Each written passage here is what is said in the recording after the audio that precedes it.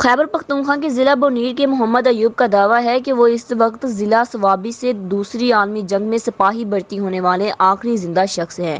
ڈگائی گاؤں سے تعلق رکھنے والے 102 سالہ ایوب معمر ہونے کے باوجود نہ صرف اچھی صحت کے مالک ہیں بلکہ ان کی یادداشت بھی بہترین ہے۔ وہ اپنے گاؤں میں صوبیدار ایوب کے نام سے جانے جاتے ہیں کیونکہ جب وہ جنگ کے اختتام پر گاؤں واپس لوٹے تو اس وقت بونیر ریاست سوات کا حصہ تھا، جس کے اختیارات والی سوات میاں غل عبد الودود کے پاس تھے۔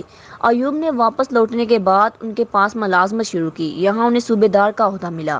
صوبیدار ایوب کے شناختی کارڈ پر ان کی تاریخ پیدائش جنوری 1921 لکھی ہوئی ہے، تاہم انہوں نے خود بتایا کہ ان کی اصل تاریخ پیدائش نومبر 1920 ہے۔ مڈل اسکول تک تعلیم حاصل کرنے والے ایوب کے مطابق انہوں نے دوسری عالمی جنگ شروع ہونے پر فوج میں بھرتی ہونے کے لیے صوابی میں جا کر خود درخواست دی۔ ان کے مطابق اس زمانے میں غربت بہت زیادہ تھی اور حکومت برطانیہ ہر کسی کو بھرتی کر رہی تھی، وہ بھی چل دیے۔ ہر شخص کچھ پیسے کمانے کی خاطر جا رہا تھا۔ ہمیں مہینے کے تقریباً 20 روپے ملتے تھے۔ میری پیدائش ڈاگئی میں ہوئی ہے 1921 جنگ کا زمانہ تھا وہ، تو حکومت کو بڑی ضرورت تھی۔ جس کور میں ہم بھرتی ہوئے تھے اس کا نام انڈین آبزرور کور تھا، تو پہلی سکائی ہم کو وہ ٹیلیفون کے ذریعہ بتایا کرتے تھے۔ 8 اگست اور 8 اگست کو امریکن یونیفارم کام ختم ہو گیا تو منیلا سے واپس ہم پھر جہازوں کے ذریعے الہ آباد واپس آ گئے، الہ آباد آ گئے۔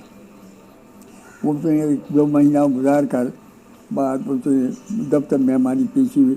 انہوں نے کہا کہ تم نوکری کرتے ہو؟ ہم نے کہا کہ ہم نہیں کرتے۔ تو انہوں نے کہا چاچا ہم آپ کو ریلیز پر بولتے ہیں، جب آپ کو ضرورت پڑے کسی وقت تو ہم کو نوکری دیں گے۔ انہوں نے کہا دفتر پر بنے تو گاؤں واپس آ گئے۔ زندگی میں صحت کے لیے سب سے اعلیٰ نسخہ ہے وہ بدن کی ورزش ہے۔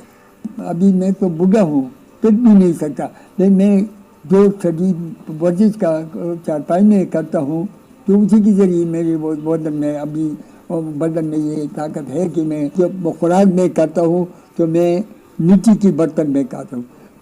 کنٹرول اسے بولتے ہیں، کنٹرول میں پاتی پیتے ہو اور رکابی